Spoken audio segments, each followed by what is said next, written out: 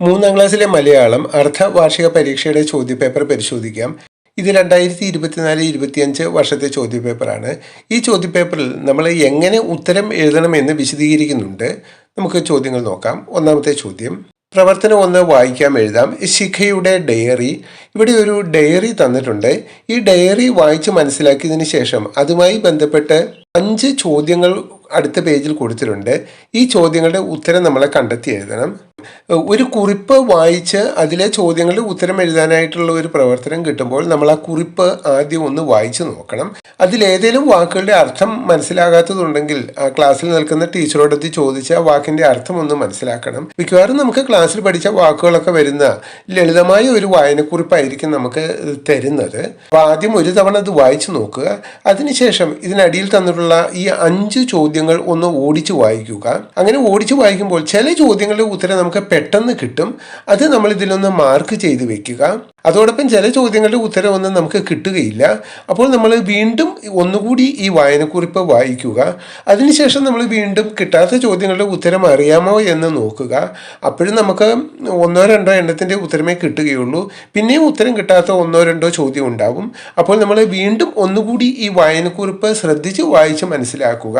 അപ്പോൾ നമുക്ക് ബാക്കിയുള്ളതിൻ്റെ ഉത്തരം കൂടി കിട്ടും. അങ്ങനെ നമ്മൾ എല്ലാ ഉത്തരങ്ങളും ഇതിലൊന്ന് മാർക്ക് ചെയ്ത് വയ്ക്കുക. വീണ്ടും ഉത്തരങ്ങൾ കിട്ടിയത് ശരിയാണോ എന്നൊന്ന് ഉറപ്പിച്ചതിന് ശേഷം മാത്രമേ ഈ ബോക്സിൽ ആ ഉത്തരം എഴുതാൻ പാടുള്ളൂ. അപ്പോൾ നമുക്ക് ഇത്രയുമൊക്കെ സമയം കിട്ടുമോ എന്ന് പല കുട്ടികൾക്കും സംശയമുണ്ട്. തീർച്ചയായിട്ടും കിട്ടും. നമുക്ക് 2 മണിക്കൂർ സമയമാണ് ഈ പരീക്ഷ എഴുതാനായിട്ട് തന്നിരിക്കുന്നത്. അതിൽ 15 മിനിറ്റ് കൂൾ ഓഫ് ടൈമാണ്. എന്നിരുന്നാൽ തന്നെയും നമുക്ക് ആവശ്യത്തിൽ കൂടുതൽ സമയമുണ്ട്. എല്ലാവർക്കും ആലോചിച്ച് എഴുതാനുള്ള സമയമുണ്ട്. ഇനി ബൈ ചാൻസിൽ നിങ്ങൾക്ക് പെട്ടെന്ന് എഴുതി തീർന്നില്ല, 2 മണിക്കൂർ കൊണ്ട് എഴുതി തീർന്നില്ലെങ്കിൽ നിങ്ങളത് ക്ലാസ്സിൽ നിൽക്കുന്ന ടീച്ചർ നിങ്ങൾക്കൊരു അല്പസമയം കൂടി തരുന്നതായിരിക്കും. പക്ഷേ അതിൻ്റെ ആവശ്യം വരില്ല. നമുക്ക് കിട്ടിയ സമയം കൊണ്ട് തന്നെ എല്ലാ ചോദ്യങ്ങളുടെയും ഉത്തരം എഴുതി തീർക്കാൻ സാധിക്കും.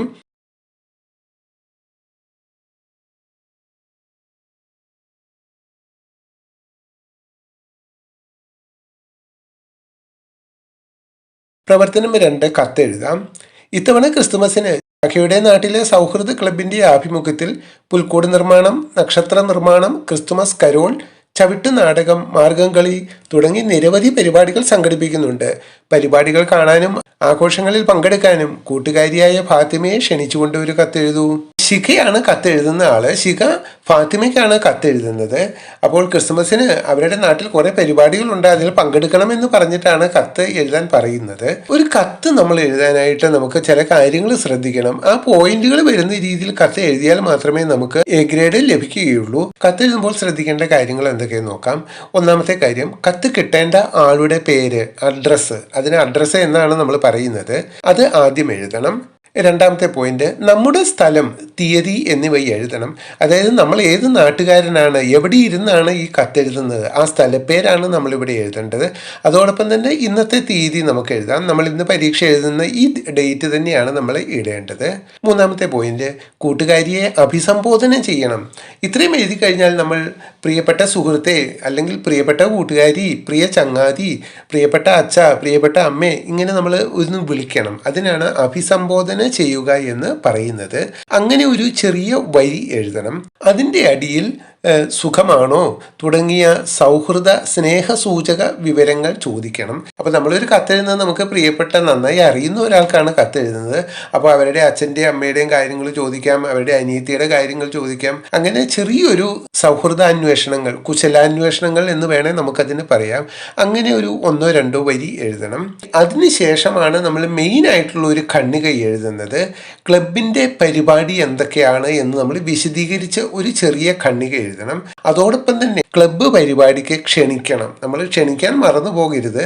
അങ്ങനെ നീ വരണം എന്ന് പറഞ്ഞിട്ട് നമ്മൾ ക്ഷണിക്കണം. ഇനി അടുത്ത ഒരു പോയിന്റ് എഴുതാനുള്ളത്, കത്ത് അവസാനിപ്പിക്കുന്നതിൻ്റെ ഒരു സൂചന നൽകണം. പെട്ടെന്ന് കത്തങ്ങട് അവസാനിപ്പിക്കാൻ പാടില്ല. ഇത്രയും കാര്യങ്ങളാണ് പറയാനുള്ളത്. ഇനി ബാക്കി കാര്യങ്ങൾ നേരിൽ കാണുമ്പോൾ പറയാം എന്ന് പറഞ്ഞിട്ടോ അല്ലെങ്കിൽ കത്ത് ചുരുക്കുന്നു എന്ന് പറഞ്ഞിട്ടോ നമുക്ക് കത്ത് അവസാനിപ്പിക്കാം. അങ്ങനെ കത്ത് അവസാനിപ്പിച്ചു കഴിഞ്ഞാൽ നമ്മളുടെ പേരും അഡ്രസ്സും നമ്മൾ എഴുതണം. നമ്മുടെ പേരും അഡ്രസ്സും അടിയിലാണ് എഴുതേണ്ടത്. ഏറ്റവും ആദ്യം എഴുതേണ്ടത് കത്ത് കിട്ടേണ്ട ആളുടെ അഡ്രസ്സാണ്. നമ്മുടെ പേരും അഡ്രസ്സും എഴുതുമ്പോൾ നമ്മളുടെ പേര് എഴുതാം, നമ്മളുടെ ക്ലാസ് എഴുതാം, നമ്മളുടെ സ്കൂൾ എഴുതാം. അതാണ് നമ്മുടെ അഡ്രസ്സായിട്ട് എഴുതേണ്ടത്. പ്രധാനപ്പെട്ട മറ്റൊരു പോയിന്റും കൂടിയുണ്ട്. അക്ഷരത്തെറ്റില്ലാതെ വൃത്തിയായി എഴുതണം. പിന്നെ ഈ കത്ത് എഴുതുമ്പോൾ ഒറ്റ ഇതായിട്ടല്ല എഴുതുക, ചെറിയ ചെറിയ കണ്ണുകൾ പോലെയൊക്കെയാണ് എഴുതേണ്ടത്. നമുക്കിവിടെ ഒരു കത്ത് നോക്കാം. അത് നോക്കിക്കഴിയുമ്പോൾ നിങ്ങൾക്കതിൻ്റെ ആ ഒരു മോഡൽ മനസ്സിലാകും. ഇതാണ് കത്ത്. ഈ രീതിയിലാണ് നമ്മൾ കത്ത് എഴുതേണ്ടത്. കത്ത് കിട്ടേണ്ട ആൾക്ക് ടു അഡ്രസ് എന്നാണ് ഇംഗ്ലീഷിൽ പറയുന്നത്. അതിന് മലയാളത്തിൽ നമ്മൾ സ്വീകർത്താവ് എന്ന് പറയും. അപ്പോൾ നമുക്ക് കത്ത് കിട്ടേണ്ടത് സ്വീകർത്താവായിട്ടുള്ളത് ഫാത്തിമയ്ക്കാണ്. അപ്പോൾ ഫാത്തിമയുടെ അഡ്രസ്സ് നമ്മളൊന്ന് എഴുതുകയാണ്. സ്വീകർത്താവ് Fathima, daughter of Hussain, Fathima Manzil, Pothundi PO Nenmara. ഇതൊക്കെ നമ്മൾ കലാപരമായിട്ട് നമ്മുടെ ഒരു ഭാവനയ്ക്കനുസരിച്ച് എഴുതാം. അപ്പോൾ ഇത്ര എഴുതിയിട്ട് വേണമെങ്കിൽ അതൊരു ബോക്സിനുള്ളിൽ വരച്ച് വെക്കാവുന്നതാണ്. നിർബന്ധമില്ല, വരച്ചാൽ ഒരു ഭംഗി ഉണ്ടാവും, അതുകൊണ്ട് അങ്ങനെ പറഞ്ഞതാണ്. ഇനി നമുക്ക് അഭിസംബോധന ചെയ്യുന്നത് എങ്ങനെയെന്ന് നോക്കാം.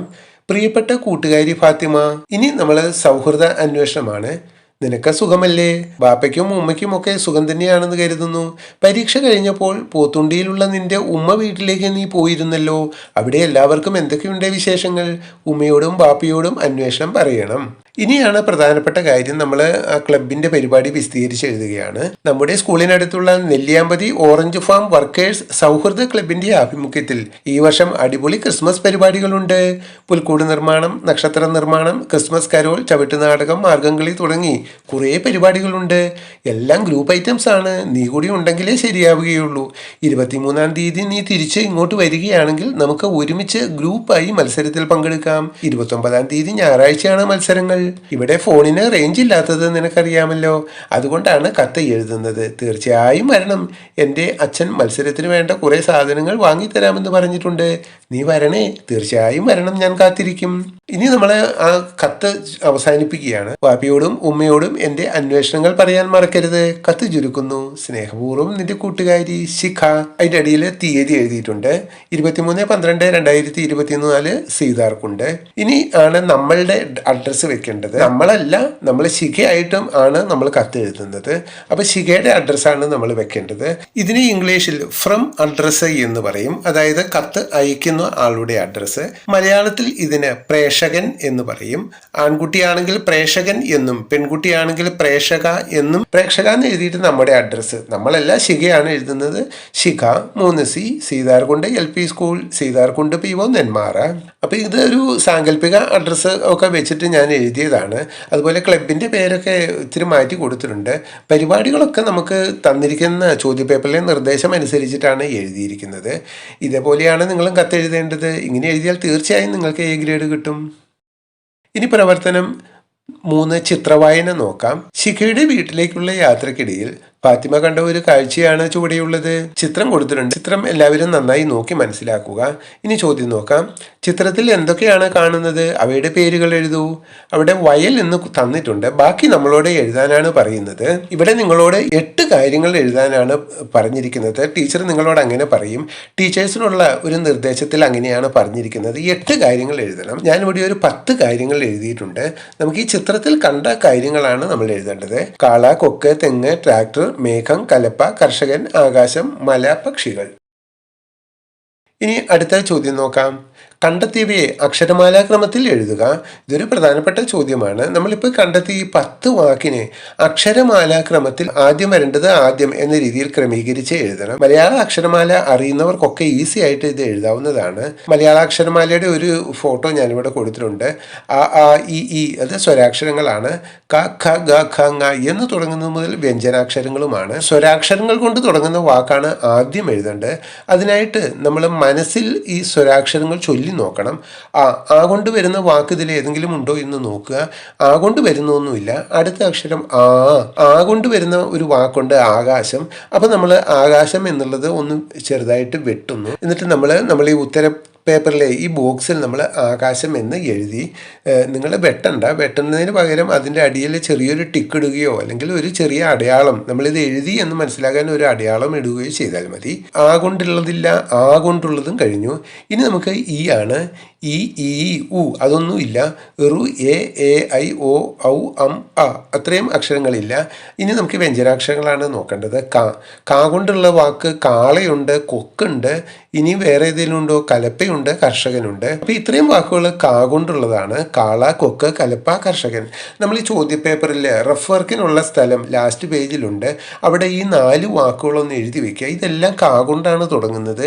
ഇതിൽ ആദ്യം ഏത് വാക്കാണ് എഴുതേണ്ടത് എന്ന് പലർക്കും ഒരു സംശയം തോന്നും. ചില കുട്ടികൾ എല്ലാം ഇങ്ങനെ കാള കോമയിട്ട് കൊക്ക് കോമ കലപ്പ കോമ കർഷകൻ എന്നിങ്ങനെ എഴുതും. അങ്ങനെയല്ല എഴുതേണ്ടത്. നമ്മളിത് താഴെയാണ് എഴുതേണ്ടത്. അപ്പോൾ ആദ്യം വരേണ്ടത് വ്യഞ്ജനാക്ഷരങ്ങളോടുകൂടി സ്വരചിഹ്നങ്ങൾ ചേർക്കുമ്പോൾ കാ കാ കി കീ കു കൂ ആ ക്രമത്തിനാണ് വരുന്നത്. അപ്പോൾ നമ്മളിവിടെ ആദ്യം വ്യഞ്ജനാക്ഷരങ്ങൾ ഒന്നും ചേർക്കാത്ത കാ മാത്രമായിട്ടുള്ള വാക്കുകൾ ഏതാന്ന് നോക്കി. പക്ഷേ കാ മാത്രമുള്ള 2 വാക്കുകളുണ്ട്. അപ്പോൾ അതിലേതാണ് ആദ്യം എഴുതേണ്ടത് എന്ന് ഒരു സംശയമാകും. വ്യഞ്ജനാക്ഷരമായ കാ കൊണ്ട് തുടങ്ങുന്ന ഈ 2 വാക്കുകൾ കണ്ടെത്തി അടുത്ത അക്ഷരമാണ് നോക്കേണ്ടത്. അടുത്ത ആദ്യത്തെ അക്ഷരം ഏത് വാക്കിലാണ് വരുന്നത് എന്ന് നോക്കാം. അടുത്ത അക്ഷരം ഒന്നിൽ ലായും ഒന്നിൽ ഇർ ആണ് ഉള്ളത്. മലയാള അക്ഷരമാലയിൽ നോക്കുകയാണെങ്കിൽ ലാ ദ ഇവിടെയായിട്ടുണ്ട്, ഇർ കുറച്ചുകൂടെയും താഴെയാണ് ഉള്ളത്. അപ്പോൾ ആദ്യം വരുന്നത് ലായാണ്. അപ്പോൾ ആദ്യം എഴുതേണ്ടത് കലപ്പ, രണ്ടാമത് എഴുതേണ്ടതാണ് കർഷകൻ എന്നുള്ളത്. ഇതിൻ്റെ ഉത്തരം നമ്മൾ എഴുതി. അടുത്തത് കാളയും കൊക്കുമാണ്. നമുക്കറിയാം കാ കാ കി കീ കു കൂ കോ. അപ്പോൾ കായാണ് ആദ്യം വേണ്ടത്. അപ്പോൾ കാള, പിന്നത്തേതിൽ കാള എഴുതി, പിന്നെ കൊക്ക് എഴുതി. ഇവിടെ ഓരോ അടയാളങ്ങൾ ഇട്ടു. ഇത്രയും നമ്മൾ എഴുതിയതാണ്. അടുത്ത അക്ഷരം പിന്നെ ടായാണ്. ട്രായുടെ ചിഹ്നം ചേർത്തു. അങ്ങനെ ട്രാക്ടറാണ് എഴുതേണ്ടത്. പിന്നെ നമുക്ക് വരേണ്ടത് തായാണ്. താ കൊണ്ടുള്ള വാക്കില്ല. പിന്നെ തേ ചിഹ്നം ചേർത്തുള്ള തെങ്ങാണ് ഉള്ളത്. അത് കഴിഞ്ഞ് പിന്നെ നമുക്ക് വരേണ്ടത് പായാണ്. പക്ഷികൾ ഉണ്ട്. അത് കഴിഞ്ഞ് വരേണ്ടത് മലയാണ്. മലയും മേഘവും മാ കൊണ്ടാണെങ്കിലും മാ മാ മീ മീ മൂ മൂ മൃ മേ മേ പിന്നീടാണ് മേ വരുന്നത്. അപ്പോൾ മേഘം അവസാനം വരുന്ന വാക്കാണ്. ഈ 10 വാക്ക് നമ്മൾ കൃത്യമായിട്ട് എഴുതണമെങ്കിൽ മാത്രമേ നമുക്ക് ഫുൾ മാർക്ക് കിട്ടുകയുള്ളൂ. എവിടെയെങ്കിലും ക്രമം തെറ്റിയിട്ടുണ്ടോ എന്ന് നമ്മൾ മനസ്സിൽ അക്ഷരമാല ചൊല്ലി ഇത് കറക്റ്റ് ആക്കണം. അങ്ങനെ വീണ്ടും ചെക്ക് ചെയ്യുന്നതിനെ ക്രോസ് ചെക്കിംഗ് എന്ന് പറയും. ഇനി നമുക്ക് ഇതുമായി ബന്ധപ്പെട്ട ഒരു ചോദ്യവും കൂടി ഉണ്ട്. ചിത്രത്തിലെ ആശയവുമായി ബന്ധപ്പെട്ട ഒരു ചൊല്ലെഴുതുക. ഇവിടെ ചിത്രത്തിൽ നമുക്ക് നെൽവയലാണ്, കൃഷിയാണ് തന്നിരിക്കുന്നത്. ആ ചിത്രത്തെ മൊത്തം നോക്കുകയാണെങ്കിൽ നെൽകൃഷി ചെയ്യുന്ന ഒരു രംഗമാണ് ആ ചിത്രത്തിലുള്ളത്. അപ്പോൾ ആ ആശയവുമായി ബന്ധപ്പെട്ട ഒരു ചൊല്ല് എഴുതാനാണ് പറയുന്നത്. ചൊല്ലെന്ന് പറഞ്ഞാൽ പഴഞ്ചൊല്ലാണ്. നമ്മൾ ഈ ചിത്രവുമായി ബന്ധപ്പെട്ട ആശയം എന്താണെന്ന് കണ്ടെത്തണം. അത് കൃഷിയാണ്. കൃഷിയെ നമുക്ക് വിത്ത്, കൃഷി ഉപകരണങ്ങൾ, കൃഷിയെ സഹായിക്കുന്ന മൃഗങ്ങൾ, അങ്ങനെ ഒത്തിരിയായിട്ട് തിരിക്കാൻ പറ്റും. ഇതിൽ ഏതിലെങ്കിലും വരുന്ന 1-2 പഴഞ്ചൊല്ലാണ് നമ്മൾ എഴുതേണ്ടത്. വിത്തുമായി ബന്ധപ്പെട്ട് ധാരാളം പഴഞ്ചൊല്ലുകളുണ്ട്. കൃഷി ഉപകരണങ്ങളുമായി ബന്ധപ്പെട്ടതുണ്ട്. കൃഷിയെ സഹായിക്കുന്ന മൃഗങ്ങളെക്കുറിച്ചും കടങ്കഥകളുണ്ട്. ഞാനിവിടെ ഒരു 2-3 എഴുതിയിട്ടുണ്ട്. നോക്കാം. വിത്തുഗുണം 10 ഗുണം, വിത്താഴം ചെന്നാൽ 10 നിറയും, സമ്പത്തുകാലത്തു തൈ 10 വെച്ചാൽ ആപത്തുകാലത്തു കാപത്തു തിന്നാം. പ്രവർത്തനം 4 വരികൾ കൂട്ടിച്ചേർക്കാം. പാട്ടരങ്ങിൽ അവതരിപ്പിക്കാനായി ശിഖയും ഫാത്തിമയും ചേർന്ന് പൂന്തോട്ടത്തെക്കുറിച്ച് തയ്യാറാക്കിയ പാട്ടിൻ്റെ ആദ്യ ഭാഗമാണ് ചുവടെ കൊടുത്തിട്ടുള്ളത്. കൂടുതൽ വരികൾ കൂട്ടിച്ചേർക്കൂ. അവിടെ ഒരു 4 വരി കവിതകൾ തന്നിട്ടുണ്ട്. അതിൻ്റെ അടിയിൽ 8 വരികൾ നമ്മളോട് എഴുതാൻ പറയുന്നുണ്ട്. അപ്പോൾ ഈ 8 വരിയും നമ്മൾ എഴുതണം. ആദ്യം നമുക്ക് ഈ തന്നിരിക്കുന്നത് ഒന്ന് വായിച്ച് മനസ്സിലാക്കാം. ഇതിന് നമ്മൾ ചെയ്യേണ്ടത് ഈ തന്നിരിക്കുന്ന വരികൾ 4 തവണ നമ്മൾ വായിച്ച് അതിൻ്റെ താളവും ഈണവും ആശയവും മനസ്സിലാക്കുക എന്നുള്ളതാണ്. അപ്പോൾ നമുക്ക് 1ാമത്തെ തവണ വായിക്കുമ്പോൾ നമുക്കതിൻ്റെ ആശയം മനസ്സിലായി എന്ന് വരും. പക്ഷേ ഈണവും താളവും കിട്ടിക്കൊള്ളണമെന്നില്ല. അപ്പോൾ നമ്മൾ ശബ്ദം പുറത്ത് കേൾക്കാത്ത വിധത്തിൽ മനസ്സിൽ ഇതിൻ്റെ ഈണം കിട്ടുന്നത് വരെ വായിച്ച് മനസ്സിലാക്കണം. ചെമ്പട്ടിൻ നിറമേന്തി വിടർന്നൊരു ചെമ്പരത്തി കളിത്തോഴി, പൂന്തേനുണ്ടു പറന്നു വരുന്നു ചന്തമരുന്നൊരു പൂമ്പാറ്റ. നമുക്കതിൻ്റെ ആ ഒരു താളം കിട്ടുന്നില്ല. അപ്പം നമ്മൾ വീണ്ടും വായിക്കും. ചെമ്പട്ടിൻ നിറമേന്തി വിടർന്നൊരു, ആ താളവും നമുക്ക് ശരിയാകുന്നില്ല. നമ്മൾ മറ്റൊരു താളത്തിലൊന്ന് വായിച്ചു നോക്കണം. ചെമ്പട്ടിൻ നിറമേന്തി വിടർന്നൊരു ചെമ്പരത്തി കളിത്തോഴി. കുറച്ചൊക്കെ ശരിയായിട്ടുണ്ട്. നമുക്ക് ഒന്നുകൂടി ആ ഒരു താളത്തിൽ ഒന്നുകൂടി വായിച്ചു നോക്കാം. ചെമ്പട്ടിൻ നിറമേന്തി വിടർന്നൊരു ചെമ്പരത്തി കളിത്തോഴി, ചെമ്പട്ടിൻ നിറമേന്തി വിടർന്നൊരു ചെമ്പരത്തി കളിത്തോഴി, പൂന്തേനുണ്ടു പറന്നു വരുന്നു ചന്തമെഴുന്നൊരു പൂമ്പാറ്റ. ചെമ്പട്ടിൻ നിറമേന്തി വിടർന്നൊരു ചെമ്പരത്തി കളിത്തോഴി, പൂന്തേനുണ്ടു പറന്നു വരുന്നു ചന്തമെഴുന്നൊരു പൂമ്പാറ്റ. നമുക്കതിൻ്റെ ഒരു ഏകദേശ താളം കിട്ടി, അതിൻ്റെ ഒരു ഈണവും കിട്ടി. ഇനി നമുക്കിതിൻ്റെ ഈ ആശയം കൂടി നോക്കാം. ചെമ്പട്ടിൻ്റെ നിറമേന്തി വിടർന്നൊരു ചെമ്പരത്തി കളിത്തോഴി. ചെമ്പട്ട്, ചുവന്ന പട്ട് പോലെയുള്ള പൂ വിടർന്നു നിൽക്കുന്ന ചെമ്പരത്തി പൂവ്. കളിത്തോഴി എന്ന് പറഞ്ഞാൽ നമ്മുടെ പ്രിയപ്പെട്ട കൂട്ടുകാരിയാണ്. പൂന്തേനുണ്ട് പറന്നു വരുന്നു ചന്തമെഴുന്നൊരു പൂമ്പാറ്റ. ഈ പൂക്കളിൽ നിന്ന് പൂന്തേൻ കുടിച്ചിട്ട് ഒരു നല്ല ഭംഗിയുള്ള പൂമ്പാറ്റ പറന്നു വരുന്നു. ഇത്രയുമാണ് ഇതിൻ്റെ ആശയം. അപ്പോൾ ഈ ആശയത്തിൻ്റെ തുടർച്ചയായിട്ടുള്ള വരികളാണ് നമ്മൾ എഴുതേണ്ടത്. അതോടൊപ്പം തന്നെ ഇതിൻ്റെ താളവും നമ്മൾ ശ്രദ്ധിക്കണം. എങ്ങനെയാണ് കവിത പൂരിപ്പിക്കുന്നതെന്ന് നോക്കാം. ആശയം നമ്മൾ മനസ്സിലാക്കണം. പൂന്തോട്ടത്തിൻ്റെ ഭംഗി, ചെമ്പരത്തിപ്പൂക്കൾ, പൂമ്പാറ്റ, ഇത്രയുമാണ് ഇതിൻ്റെ ആശയത്തിൽ വരുന്നത്. ഇനി ഇതിൽ ഉൾപ്പെടുത്താവുന്ന കാര്യങ്ങൾ എന്തൊക്കെയെന്നും കൂടി നമ്മൾ ആലോചിക്കണം. ഇനി നമുക്ക് പൂന്തോട്ടവുമായി ബന്ധപ്പെട്ട റോസ, മുല്ല, ചെണ്ടുമല്ലി, കിളികൾ, തത്ത, മൈന, മയിൽ, തേനീച്ച ഇവയൊക്കെ ഉൾപ്പെടുത്താം. അപ്പോൾ അതിൻ്റെ ഒരു തുടർച്ചയായിട്ട് വരും. കവിത പൂരിപ്പിക്കുന്ന ഒരു ചോദ്യം കിട്ടുമ്പോൾ നമ്മൾ പലവട്ടം വായിച്ച് മനസ്സിലാക്കണം. തന്നിരിക്കുന്ന ഈണവും താളവും നമ്മൾ പാലിച്ചുകൊണ്ട് വേണം അടുത്ത വരികൾ എഴുതാൻ. തന്നിരിക്കുന്ന ആശയത്തിൻ്റെ തുടർച്ചയാവണം.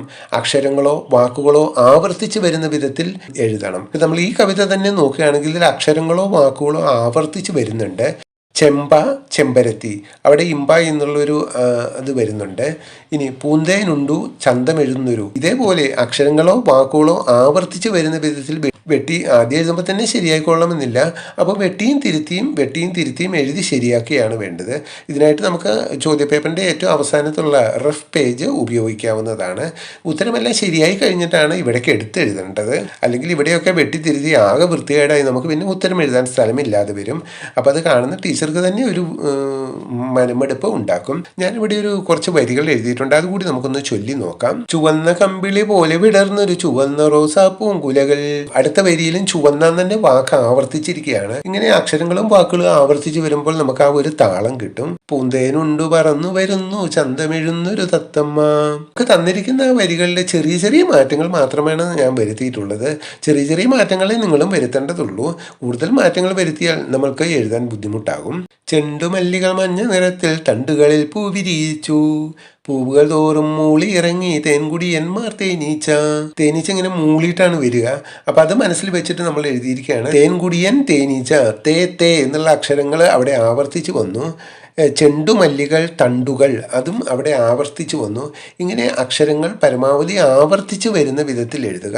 അതിനായിട്ട് നമുക്ക് നന്നായി ടെസ്റ്റ് വായിച്ച് പഠിച്ചാൽ മാത്രമേ പെട്ടെന്ന് കൂടുതൽ വാക്കുകൾ നമ്മുടെ മനസ്സിലേക്ക് കടന്നു വരികയുള്ളൂ. അങ്ങനെ നല്ല നല്ല വാക്കുകൾ വെച്ച് കവിത എഴുതാൻ സാധിക്കും.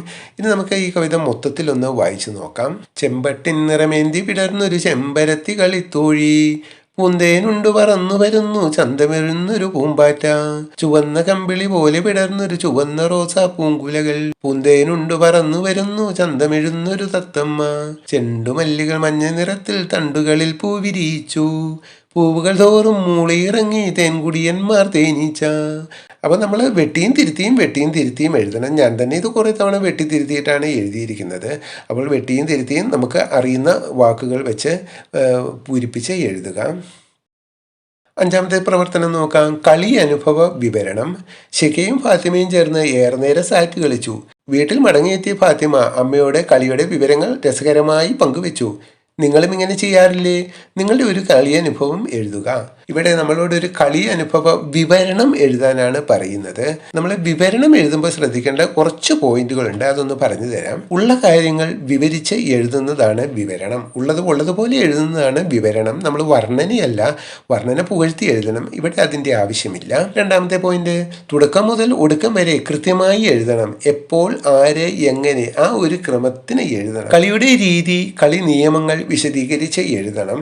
എന്താണ് കളിയുടെ രീതി? നമ്മൾ ഈ കുറിപ്പ് ഈ വിവരണം വായിച്ചു കഴിഞ്ഞാൽ നമുക്ക് ആ കളിയെക്കുറിച്ച്, സാറ്റ് കളിയെക്കുറിച്ച് ഒരു ഐഡിയ കിട്ടണം. നാലാമത്തെ പോയിന്റ്, ഈ കളി കളിക്കുമ്പോൾ മനസ്സിലുണ്ടാകുന്ന സന്തോഷം, തമാശ വിശദീകരിക്കണം. അക്ഷരത്തെറ്റില്ലാതെ കണ്ണിക തിരിച്ച് എഴുതണം. തലക്കെട്ട് എഴുതണം. അപ്പം നമ്മൾ അക്ഷരത്തെറ്റില്ലാതെ കണ്ണിക തിരിച്ചെഴുതണം. ഇതെല്ലാം ഒറ്റ കണ്ണികയായിട്ട് എഴുതി കഴിഞ്ഞാൽ ഒരു വൃത്തിയും ഉണ്ടാവുകയില്ല. ഞാനിവിടെ അതിൻ്റെ ഉത്തരം എഴുതിയിട്ടുണ്ട്. സാറ്റ് കളി വിവരണം, തലക്കെട്ട് എഴുതി. തുടക്കം, രണ്ടോ അതിലധികമോ പേർ ചേർന്ന് കളിക്കുന്ന രസകരമായ ഒരു കളിയാണ് സാറ്റ് കളി. വീടിനകത്തും പുറത്തും കളിക്കാവുന്ന ഒരു നാടൻ കളിയാണ് ഇത്. ഇത് നമ്മുടെ ജനറൽ നോളജ് വെച്ചിട്ട് എഴുതേണ്ട കാര്യമേ ഉള്ളൂ. നമ്മൾ സാറ്റ് കളി എന്താണെന്നൊക്കെ ആലോചിച്ച് തലകുണ്ടാക്കേണ്ട ആവശ്യമൊന്നുമില്ല. നമ്മുടെ മനസ്സിൽ വരുന്ന ആ കാര്യങ്ങൾ എന്താണ്, ആരാണ്, എവിടെ, എങ്ങനെ, ആ രീതിയിൽ എഴുതി പോയാൽ നമുക്ക് ആ വാക്കുകൾ നമ്മുടെ മനസ്സിലേക്ക് വരും. അത് എഴുതിയാൽ മതി. ഒരു തൂണിന് ചാരി നിന്ന് കണ്ണടച്ചുകൊണ്ട് ഒരാൾ 25 വരെയോ 50 വരെയോ എണ്ണുന്നു. ആ സമയം കൊണ്ട് ബാക്കി കളിക്കാർ നിശ്ചയിച്ചിട്ടുള്ള അതിർത്തിക്കുള്ളിൽ ഒളിച്ചിരിക്കുന്ന ഓരോരുത്തരെയും കണ്ടെത്തി സാറ്റ് എന്ന് പറഞ്ഞ് തൂണിൽ വന്ന് തൊടണം. എണ്ണിയയാൾ കാണാതെ ഒളിച്ചിരിക്കുന്നവർ ഓടി വന്ന് തൂണിൽ തൊട്ടാൽ എണ്ണിയയാൾ വീണ്ടും എണ്ണണം. ഇങ്ങനെ ആരും സാറ്റ് അടിച്ചില്ലെങ്കിൽ ആദ്യം കണ്ട ആളാണ് അടുത്ത റൗണ്ടിൽ എണ്ണേണ്ടത്. 4-5 പേരുണ്ടെങ്കിൽ നല്ല രസകരമായി കളിക്കാവുന്ന ഒരു കളിയാണിത്. ഈ കളിക്ക് പ്രത്യേക കളി ഉപകരണങ്ങൾ ഒന്നും ആവശ്യമില്ല. ഇനി ബാക്കി ഭാഗം നമ്മൾ അടുത്ത ഒരു ഖണ്ഡികയായിട്ട് എഴുതി. വീട്ടിനുള്ളിൽ കളിക്കുമ്പോൾ കട്ടിലിനടിയിലും പുതപ്പിനടിയിലും വാതിലിനു പുറകിലും അമ്മമാരുടെയൊക്കെ പുറകിലും ഒക്കെ ഒളിച്ചു നിന്ന് എണ്ണിയ ആളുടെ കണ്ണിൽപ്പെടാതെ സാറ്റ് അടിക്കുന്നത് നല്ല രസമാണ്. വിനോദവും തമാശയും പെട്ടെന്ന് പ്രതികരിക്കാനുള്ള കഴിവും വർദ്ധിപ്പിക്കുന്ന നല്ലൊരു കളിയാണ് സാറ്റ് കളി. എനിക്ക് സാറ്റ് കളി ഇഷ്ടമാണ്. അപ്പോൾ ഇങ്ങനെ ഉള്ള കാര്യങ്ങൾ നമ്മളുടെ ആ മനസ്സിൽ വരുന്ന വാക്കുകൾ അതേപോലെ അങ്ങ് എഴുതി ഒരു ചെറു വിവരണമാണ് നമ്മളിതിൽ എഴുതേണ്ടത്.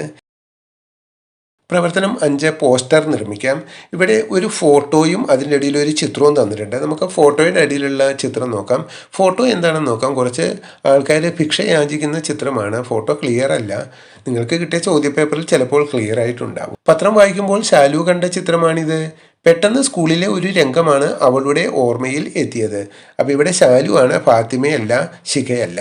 ശാലുവിനെ മനസ്സിൽ വന്ന ചിത്രം നോക്കൂ. ഒരു സ്കൂളിൽ കുറച്ച് വേസ്റ്റ് ബിൻ ഉണ്ട്. അതിൽ വേസ്റ്റ് സാധനങ്ങൾ കിടക്കുന്നുണ്ട്. കാക്ക വന്ന് കുത്തുന്നുണ്ട്. കുറച്ച് കുട്ടികൾ ടിഫിൻ ബോക്സുമായി വന്ന് അതിലേക്ക് ഇടാനായിട്ട് വരുന്നുണ്ട്. ഇത്രയുമാണ് ചിത്രത്തിലുള്ളത്. ഇനി നമുക്ക് ചോദ്യം നോക്കാം. ചിത്രങ്ങൾ കണ്ടല്ലോ. ഇവ നൽകുന്ന സന്ദേശം എന്താണ്? ഈ സന്ദേശം ഉൾക്കൊണ്ട് പോസ്റ്റർ തയ്യാറാക്കൂ. സാധാരണ പോസ്റ്റർ തയ്യാറാക്കാൻ പറയുമ്പോൾ സ്വാതന്ത്ര്യദിന പോസ്റ്റർ തയ്യാറാക്കൂ എന്നൊക്കെ പറഞ്ഞിട്ടാണ് പോസ്റ്റർ തയ്യാറാക്കാൻ പറയുന്നത്. ഇവിടെ 2 ചിത്രങ്ങൾ തന്നിട്ട് ആ ചിത്രം താരതമ്യം ചെയ്ത് അതിൻ്റെ ആശയം വരുന്ന ഒരു പോസ്റ്റർ ഉണ്ടാക്കാനാണ് പറയുന്നത്. പോസ്റ്ററിന് ആവശ്യമായ വിഷയം നമ്മൾ കണ്ടെത്തണം. നമുക്ക് ഇങ്ങനെ ഒരു ചോദ്യം തന്നാൽ എന്തായി എഴുതേണ്ടതെന്ന് നോക്കാം. ഒന്നാമത്തെ പോയിന്റ്, തന്നിരിക്കുന്ന ചിത്രത്തിന്റെ ആശയം മനസ്സിലാക്കുക. കാക്ക, വേസ്റ്റ്, കുട്ടികൾ അങ്ങനെ കാണരുത്. ചിത്രം മൊത്തമായിട്ട് നമുക്ക് കാണിച്ചു തരുന്നത് എന്താണെന്ന് ചിന്തിക്കുക. ഒന്നാമത്തെ ചിത്രത്തിൽ കാക്കയില്ല, രണ്ടാമത്തെ ചിത്രത്തിൽ കാക്കയുണ്ട്. ഇങ്ങനെ ചിത്രം വിശകലനം ചെയ്യേണ്ട ആവശ്യമൊന്നുമില്ല. ഒന്നാമത്തെ ചിത്രത്തിന്റെ ആശയം എന്ത്? അതായത് കുറേ കുട്ടികൾ പാത്രവുമായി ഇരിക്കുന്നു, അങ്ങനെ അല്ല. അവർ ഭക്ഷണത്തിന് വേണ്ടി ഇരിക്കുന്നത്. അതിൻ്റെ ആശയം അവിടെ പട്ടിണി എന്നുള്ള ഒരു വിഷയമാണ് ആശയമായിട്ട് വരുന്നത്. അങ്ങനെ ഒന്നാമത്തെ ചിത്രത്തിൻ്റെയും രണ്ടാമത്തെ ചിത്രത്തിൻ്റെയും ആശയം കണ്ടെത്തണം. ഞാൻ ഒരിക്കൽ കൂടി പറയുകയാണ്, ആശയമാണ് അതിൻ്റെ ആ ചിത്രത്തിൻ്റെ മൊത്തത്തിലുള്ള ഒരു കാഴ്ചപ്പാടാണ് കണ്ടെത്തേണ്ടത്. വേസ്റ്റ് ബിന്നെന്നോ സ്കൂളെന്നോ കുട്ടികളെന്നോ പാത്രമെന്നോ ചോറെന്നോ അല്ല നമ്മൾ കണ്ടെത്തേണ്ടത്. ആ മൊത്തത്തിൽ ആ ഒരു ചിത്രം തരുന്ന ആശയം, ചിന്ത, ചിത്രം നൽകുന്ന സന്ദേശം, ഇതാണ് നമ്മൾ കണ്ടെത്തേണ്ടത്. 2 ആശയങ്ങളും താരതമ്യം ചെയ്ത് നമ്മൾ ക്ലാസ്സിൽ പഠിച്ച പോയിന്റ് കണ്ടെത്താൻ ശ്രമിക്കുക. അപ്പോൾ ഈ 2 ചിത്രങ്ങളിലെ 2 ആശയമാണ്, വ്യത്യസ്തങ്ങളായ 2 ആശയങ്ങളാണുള്ളത്.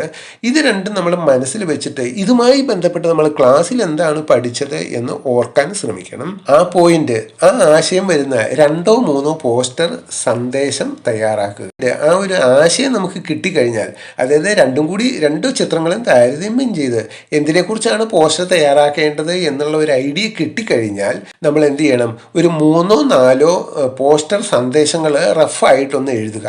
റഫ് വർക്കിനുള്ള സ്ഥലത്തോ അല്ലെങ്കിൽ എവിടെയെങ്കിലും ഒന്ന് എഴുതി ഒരു 3 പോസ്റ്റർ നമ്മൾ എഴുതുക. അതിലെ നല്ല സന്ദേശം ഉപയോഗിച്ച് പോസ്റ്റർ തയ്യാറാക്കുക. ഇപ്പം നമ്മൾ റഫായിട്ടൊരു 3 എണ്ണം ഉണ്ടാക്കി. അതിലേറ്റവും ബെസ്റ്റാണെന്ന് നിങ്ങൾക്ക് തോന്നുന്ന 1 എണ്ണം അല്ലെങ്കിൽ 2 എണ്ണം എടുത്തിട്ട് ഉത്തരക്കടലാസിൽ നിങ്ങളൊരു പോസ്റ്റർ ഉണ്ടാക്കുക. പോസ്റ്റർ ഉണ്ടാക്കാൻ കുറഞ്ഞ വാക്ക് ഉപയോഗിച്ച് പോസ്റ്റർ തയ്യാറാക്കണം. ചതുരം, വൃത്തം, ബോർഡർ വരച്ച് ഭംഗിയാക്കുക. നമ്മൾ പോസ്റ്റർ എഴുതി കഴിഞ്ഞാൽ അതിനെ ഒരു ചതുരത്തിനുള്ളിലാക്കുക അല്ലെങ്കിൽ ഒരു വൃത്തത്തിനുള്ളിലാക്കുക. വൃത്തം വരയ്ക്കുമ്പോൾ കോമ്പസ് ഉപയോഗിച്ച് വരയ്ക്കുക. അത് നമുക്ക് ബുദ്ധിമുട്ടാണെങ്കിൽ നിങ്ങൾ ചതുരം തന്നെ വരച്ചാൽ മതി. സ്കെയിൽ ഉപയോഗിച്ച് ചതുരം വരയ്ക്കണം. എന്നിട്ട് അതിൻ്റെ ബോർഡറൊക്കെ സ്കെച്ച് പെൻ ഉപയോഗിച്ച് നല്ല കളർഫുള്ളാക്കുക. പോസ്റ്ററിന് വെട്ടിത്തിരുത്ത് വരുത്താതെ അക്ഷരത്തെറ്റില്ലാതെ എഴുതുക. ചില കുട്ടികൾ പോസ്റ്ററൊക്കെ ആദ്യം ഇങ്ങോട്ട് വരച്ച് അടിപൊളിയായിട്ട് വരയ്ക്കും, എന്നിട്ട് അതിൻ്റെ ഉള്ളിൽ എഴുതുമ്പോഴായിരിക്കും തെറ്റ് മനസ്സിലാക്കുന്നത്. പിന്നെ അത് വെട്ടിയിട്ട് വീണ്ടും അതിൻ്റെ മുകളിൽ കൂടി എഴുതും. അങ്ങനെ ആകെ കൊളാകും. അതുകൊണ്ട് ആദ്യം റഫായിട്ട് ഒന്ന് എഴുതി നോക്കുക. എന്നിട്ട് തെറ്റില്ല എന്ന് ഉറപ്പായാൽ മാത്രമാണ് ഉത്തരക്കടലാസിലേക്ക് എഴുതേണ്ടത്. വെട്ടിത്തിരുത്ത് വന്നു കഴിഞ്ഞാൽ ആകെ വൃത്തികേടായി പോവും. പോസ്റ്റർ എപ്പോഴും നല്ല ഭംഗിയുള്ള പോസ്റ്ററാണ് നമ്മൾ തയ്യാറാക്കേണ്ടത്. ഇപ്പോൾ ഒന്നാമത്തെ ചിത്രത്തിൽ നമുക്ക് തന്നിരിക്കുന്നത് പട്ടിണി എന്നുള്ള അല്ലെങ്കിൽ ദാരിദ്ര്യം എന്നൊക്കെയുള്ള ഒരു ആശയമാണ്. രണ്ടാമത്തെ ചിത്രത്തിൽ നമുക്ക് തന്നിരിക്കുന്നത് ധാരാളിത്തം, ഭക്ഷണം വേസ്റ്റാക്കി കളയുന്നു. അപ്പോൾ ഈ ഒന്നും രണ്ടും കൂടി നമ്മൾ കൂട്ടിച്ചേർത്ത് കഴിഞ്ഞാൽ നമുക്ക് കിട്ടേണ്ടത് പട്ടിണി മാറ്റാനുള്ള സന്ദേശം എഴുതാം, ഭക്ഷണം പാഴാക്കരുത് എന്നുള്ള ഒരു സന്ദേശം നമുക്ക് എഴുതാം. ഒരു സ്ഥലത്ത് ഭക്ഷണം പാഴാക്കുമ്പോൾ മറുവശത്ത് പട്ടിണി കൊണ്ട് മരിക്കുന്നു എന്നുള്ള ആശയം വരുന്ന പോസ്റ്ററുകൾ തയ്യാറാക്കാം. അപ്പോൾ ഞാനിവിടെ ഒരു 2-3 പോസ്റ്റർ തയ്യാറാക്കിയിട്ടുണ്ട്. ഇത്രയുമാണ് നമുക്ക് ഈ വർഷം 2024 ക്രിസ്തുമസ് പരീക്ഷയ്ക്ക് ചോദിച്ച ചോദ്യങ്ങൾ. എല്ലാ ചോദ്യങ്ങളും ശ്രദ്ധയോടെ വായിച്ച് മനസ്സിലാക്കുക. മനസ്സിലാക്കിയതിന് ശേഷം മാത്രം ഉത്തരം എഴുതുക. പല കുട്ടികളും ചോദ്യം ഒറ്റയടിക്ക് വായിക്കും, എന്തൊക്കെയോ എഴുതി വയ്ക്കും. പിന്നീട് പേപ്പർ കുട്ടികൾക്ക് കൊടുക്കുന്ന സമയത്ത് ഇത് വിശകലനം ചെയ്യുമ്പോഴാണ് കുട്ടികൾക്ക് മനസ്സിലാകുന്നത്, അയ്യോ ഇത് എഴുതാനായിരുന്നു, അതിൻ്റെ ഉത്തരം എനിക്കറിയായിരുന്നു, ഞാൻ മാറി എഴുതിയതാണ് എന്നൊക്കെ പറഞ്ഞ് കുട്ടികൾ വരും. അങ്ങനെ വരാൻ ഇടവരുത്തരുത്. നമ്മൾ ചോദ്യം ശ്രദ്ധിച്ച് വായിച്ച് മനസ്സിലാക്കിയതിന് ശേഷം മാത്രം ഉത്തരം എഴുതുക. ഒക്കെ സിമ്പിൾ ചോദ്യങ്ങളാണ്. ശ്രദ്ധിച്ച് വായിച്ചാൽ എല്ലാവർക്കും നല്ല മാർക്ക് കിട്ടും. Okay, happy new year. Thank you for watching this video.